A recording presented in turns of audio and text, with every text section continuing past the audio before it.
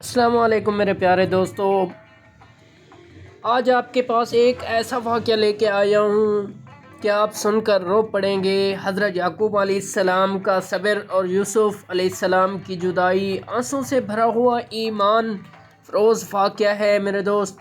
ذرا سوچو دوست، کیا کوئی باپ اپنے بیٹے کی جدائی میں اتنا رو سکتا ہے کہ اس کی آنکھوں کی بینائی چلی جائے اور پھر بھی وہ اللہ سے شکوہ نہ کرے؟ یہ واقعہ ہے صبر نبی کی حضرت یعقوب علیہ السلام کا۔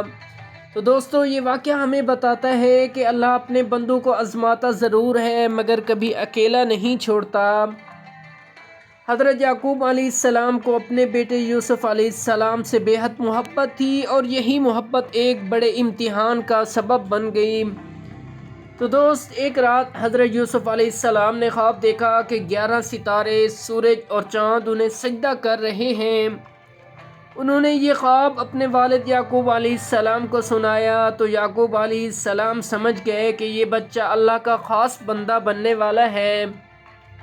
انہوں نے کہا، بیٹا یہ خواب اپنے بھائیوں کو نہ بتانا، مگر تقدیر کا فیصلہ کچھ اور تھا۔ بھائیوں کو یوسف علیہ السلام سے حسد تھا کہ ابو ہمیں چھوڑ کر اسے کیوں زیادہ چاہتے ہیں۔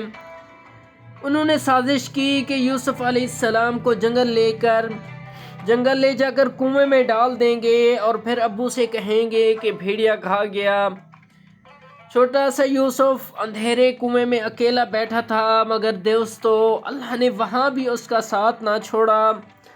اللہ نے وحی فرمائی، ایک دن تم اپنے بھائیوں کو یہ سب یاد دلاؤ گے۔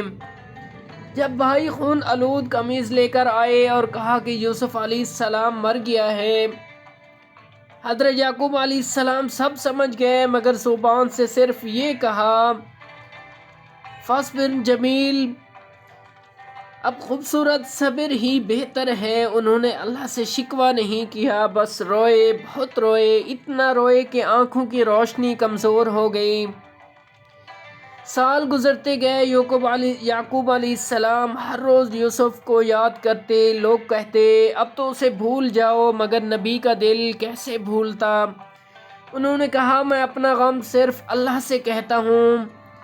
ادھر یوسف علیہ السلام مصر میں عزت کے مقام پر پہنچے، بادشاہ کے وزیر بنے، اور ایک دن وہی بھائی رزق کے لیے اسی یوسف علیہ السلام کے سامنے کھڑے تھے۔ آخر وہ دن آیا جب یوسف علیہ السلام اپنے آپ کو نے پہچان لیا۔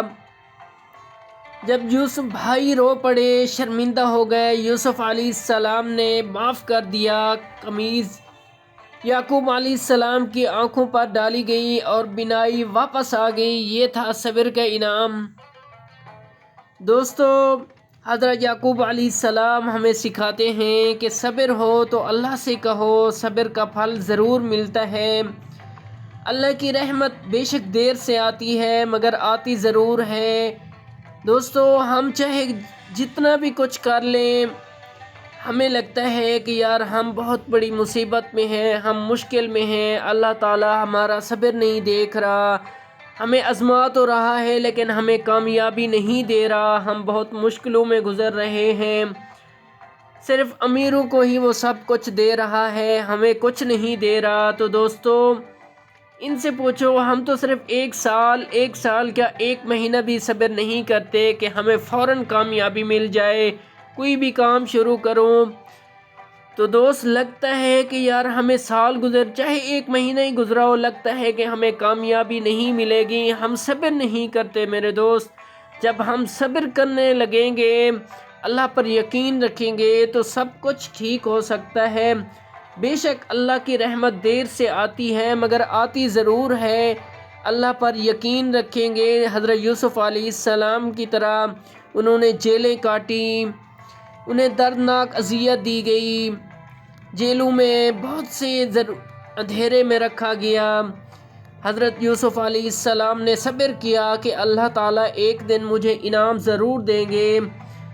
تو دوست، اگر آج بھی آپ کسی آزمائش میں ہو تو یعقوب علیہ السلام کے صبر کو یاد رکھنا، ہمیں ان کا صبر یاد رکھنا چاہیے۔ دوست، اگر یوسف علیہ السلام اپنے بھائیوں کو نہ اپنی پہچان نہ بتاتے تو وہ کبھی نہ پہچان پاتے ان کو دوست، کیونکہ انہوں نے اپنے بھائیوں سے ملنا تھا۔ اللہ تعالیٰ کا حکم آیا تھا کہ اب تم نے سب سے ملنا ہے۔